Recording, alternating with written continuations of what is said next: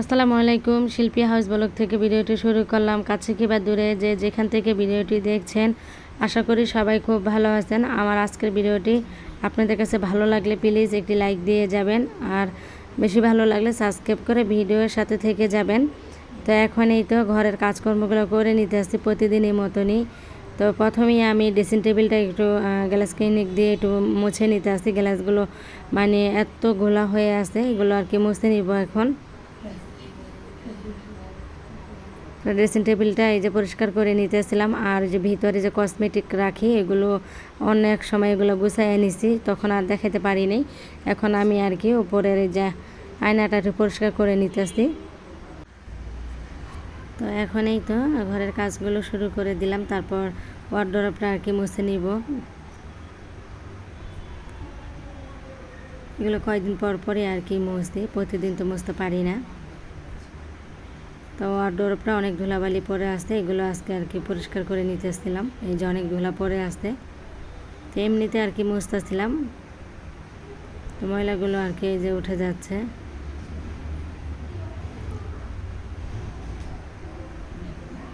তো ওয়ারড্রপটা মোছার পর আলমারিটা আর কি মুছতে, তারপর টিভি টলিগুলো মুছতে হবে। তার আগে জানলাটা এই যে অনেক ময়লা হয়ে গেছে, কয়েকদিন ধরে বৃষ্টি গেছিলো, তখন ওই যে জানলাগুলো মোছা হয়নি।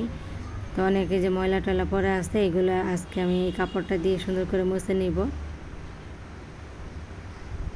মানে জানলার গ্লাসগুলো না একদম কাদা কাদা হয়ে গেছে, পানি যে বৃষ্টির যে ছিটা পড়ছে, দাগ পড়ে গেছিলো। এখন আমি কাপড়টা ভিজিয়ে তারপর আর কি ভালো করে মুছে নিতে আসি। তো জানলাটা পরিষ্কার করার পর আমি আবার ড্রয়িং রুমে চলে আসলাম। তো এই যে টিভি টলিটা ভালো করে আর কি মুছে নিব। তার আগে আমি যে অফারে এই আশেপাশে যে ময়লা লেগে আসছে এগুলো মুছতেছিলাম। তো এই তো অফারটা মোছা হয়ে গেছে, এখন আমি টিভি টলিটা আর কি মুছে নিব। এসব মোছামুছি কাজ প্রতিদিনই করতে হয়, তারপর 2 একদিন পর পরই মুছি। প্রতিদিন করার সময় পাই না, স্কুলে চলে যাই সকালে, এর জন্য। তো আজকে আবার স্কুল বন্ধ ছিল, তাই বাসায় থেকে একটু কিছু মানে কাজগুলো করে নিতেছি।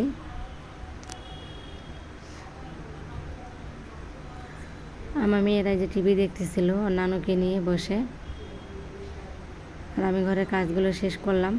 তারপরেই তো রান্নাঘরে চলে আসছি। আজকে চিংড়ি মাছ দিয়ে রান্না করব।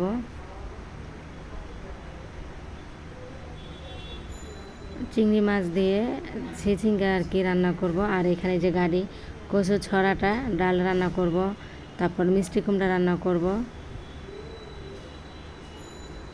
4 পদ রান্না করব, কাসকি মাছে ভুনা করব। তো প্রথমে মিষ্টি কুমড়াটাই আর কি রান্নাটা বসাইয়া দিতেছি, আর পাশের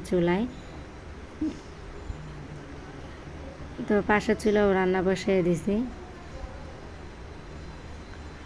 মিষ্টি কুমড়াটা ভালো করে কষিয়ে নিলাম। আজকে মিষ্টি কুমড়াটা ভাজি করব না, এমনিতে রান্না করব চিংড়ি মাছ দিয়ে। কালারটা কিন্তু অনেক সুন্দর আসছে তরকারি কালারটা।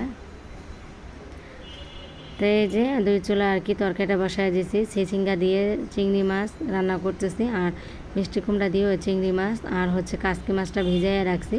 বরফটা চাললেই আমি আর কি বসায় দিব কাসকি মাছকে তরকারিটা।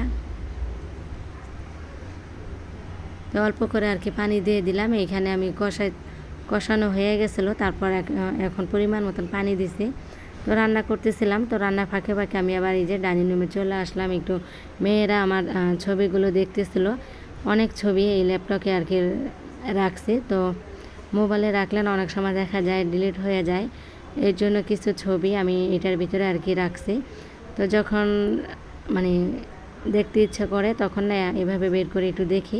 তো এখন কিন্তু আমার মেয়েরা দেখতেছিল আর আমাকে ডাকলো, জামু দেখো। তন্নি ছোটোবেলার ছবি আছে, আবার আমারও অনেক আগের ছবি আছে, এই আর কি সবগুলো ছবি স্মৃতি হিসাবে এখানে রেখে দিয়েছি। তো ওরা আর কি বের করে দেখতেছিল, 2 বোনে যে একসাথে তুলছে, আমার সাথেও ছবি তোলা আছে ওদের, আরও অনেক ছবি আছে। তো মোবাইল থেকে কিছু কিছু ছবি বের করেও রাখছিলাম। তো যাই হোক, এই তো ওরা ছবিগুলো দেখতেছিল, আমি আবার একটু দেখে আবার রান্নাঘরে চলে আসলাম। তো রান্নাবান্না কিন্তু আমার প্রায় শেষ পর্যায়ে। এখন 2টা তরকারি হয়ে গেছে, নামিয়ে নিব। তারপরে ওই যে কচু ছড়া, ওইটার ডালটা রান্না করব, আর হচ্ছে কাসকি মাছ চচ্চড়ি করব। তো এই তো কাসকি মাছ রান্না করলাম, তারপরে কচু ছড়া দিয়ে ডালটা রান্না করছি। এখানে চিংড়ি মাছ দিয়ে, মিষ্টি কুমড়া, চিংড়ি মাছ দিয়ে, চিচিঙ্গা আলু দিয়ে রান্না করলাম। তো 4 পদই রান্না করছি। তো দুপুরে রান্নাবান্না শেষ হলো। আর হচ্ছে দুপুরে রান্নাবান্না শেষ করে, ঘরে কাজকর্ম শেষ করে তারপরে খাওয়া দাওয়া করলাম। আর এটা হলো সন্ধ্যার পর ভিডিওটি করছিলাম, যে একটু পিঠা বানাইছিলাম।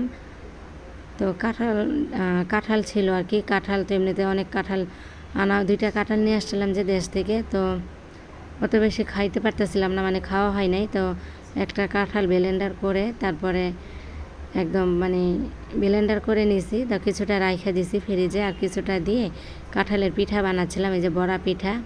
তো অনেক মজা হয়েছিল পিঠাগুলো, অনেক সফট, আর হচ্ছে কাঁঠালের সুন্দর একটা ঘ্রাণ বের হয়েছে পিঠাগুলো থেকে।